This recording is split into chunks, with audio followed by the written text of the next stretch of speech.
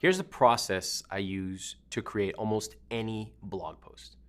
First thing I do is I think about the topic and then the format. So the topic could be something like credit cards, negotiation, starting a business. The type of material I post could be something like case study, how-to, or engagement story. Okay, so right away I've taken a single idea like credit cards, and I've now shown how you can turn that into 5 or 10 different blog posts. Credit cards can be a case study on how this guy used credit card churning to get more points. It can be a how-to on how I got all kinds of rewards. There's a million different ways you can take a single topic and turn it into multiple blog posts. And don't worry, we'll show you how to do this in the vault. Next, I'm gonna create a very simple outline. Most outlines just follow the same format. You have the headline, you have maybe an introductory graphic, you have the introductory paragraph, the body, sum it up, done. It's not rocket science. Most of this stuff starts off very formulaic. As you get better, then you can play around with it and mix it up. And again, we've provided templates and examples in the vault so you can use those to get started. Then, this is where you're actually gonna have to do some writing. I'm gonna write a quick and dirty first draft. The author of his great book, Bird by Bird, calls them shitty first drafts. This is actually the book that Tim Ferriss gave to me when I was in the last throes of the last chapter of writing my own book. It had been a 2-year process, super stressed out. He said, you need to read this book. And it helped me push through a lot. So I write this draft. I know it's not gonna be very good, but I just write it just to get it out, okay? I'm not censoring myself at all. I'm just writing what comes to me.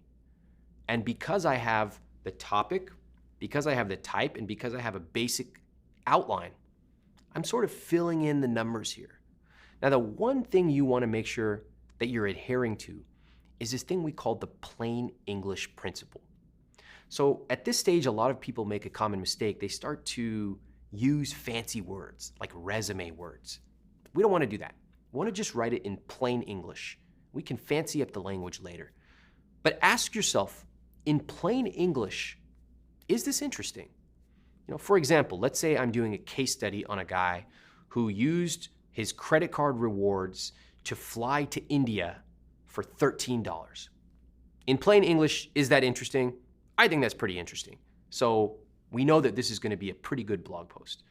However, what if I said, this guy took his credit card to Denny's and he paid for a Grand Slam and he ate those eggs?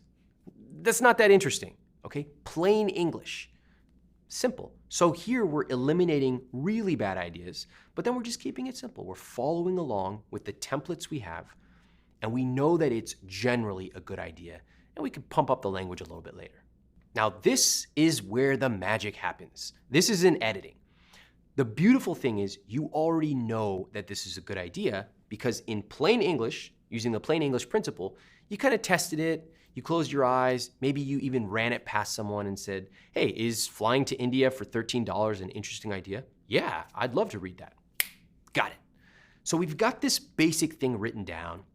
It's not that impressive on paper yet, but you know the idea is good. This is the magic of editing, okay? Remember how I talked about most people wanna write about copywriting tips, but the real magic, the secret that nobody talks about is the editing? I learned this topic from an ethics professor at Stanford named Professor McGinn, and he had this really interesting exercise he gave us. He'd pick a topic like using stem cell research, and he would say, go and write a 3-page article about it. Take a stance. So we'd come in with this 3-page article, and most Stanford kids love grade inflation. So you kind of walk in, you're like, give me my A.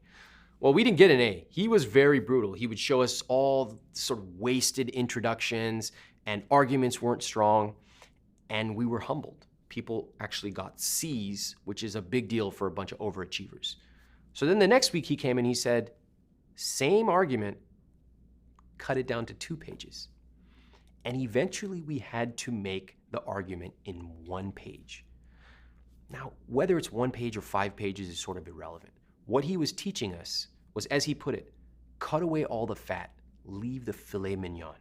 Just the best parts of the argument. Get right into it. Don't worry about the introduction and this and that.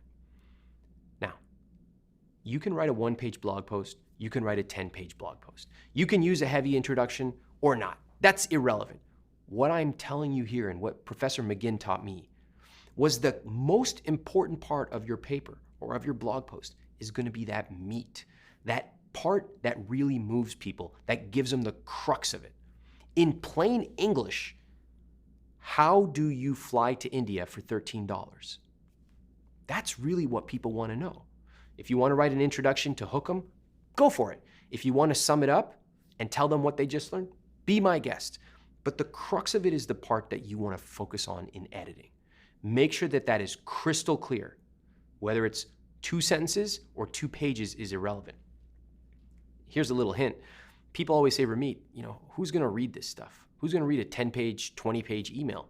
I say, you know what? If they have this problem in their lives, they will read literally every single word they can find on the topic. If you have back pain, you will read anything there is about back pain if it's truly helping you. So now we've gone through the process of picking a topic and the format. We've used a basic outline of introduction, headline, graphic, body, sum it up. We've written it in plain English and we've edited it. Now we are on to something. Now we want to start putting the finishing touches on it. Here is where we go back to the top and really think about that headline that's going to hook them. Now, headlines can be written in so many different ways, and we've provided lots and lots of examples in the vault. I just want to pull out 3 of my favorite headlines from blog posts because I love them. Take a look at these 3. This one is from Jezebel, and the headline reads, "This happy bear waving and catching bread is going to make me lose it." I mean, it's just hilarious. You can't resist clicking on this post, and when you do, you're gonna see exactly that. A bear is waving, catches a piece of bread, and you're like, oh my God, this is a real bear. It's just a hilarious headline that sucks you in. Next, this is from Reddit. "I can't stop winning chili cook-offs." I love it. Who has the audacity to say, I can't stop winning? I gotta click. And finally, my friend Tim Ferriss, he writes, "So, you wanna be a writer? Read this first." Very simple, very clear, also kind of catchy. So, you wanna be a writer? Read this first. He could have written, "First principles of becoming a writer. The first thing you must know as a writer." His was really conversational. So, you wanna be a writer? Read this first. Click. And there you have it. Let's take a quick review of what we did. We came up with this high-level idea. We broke it down into all different ways that we could write it on, for example, credit cards. We took this one idea, just one. Remember, there's plenty more you have in your back pocket. And we put it into a basic template, introduction, headline, etc.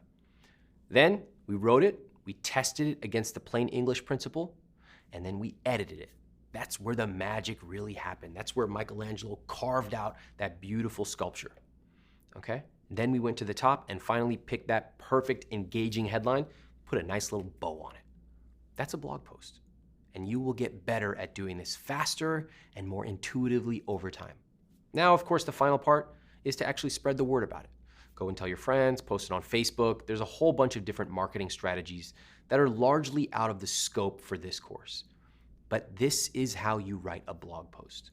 Get the basic formula right, and then you can play. You can make it longer, shorter, you can just completely abandon the template sometimes. That's fine.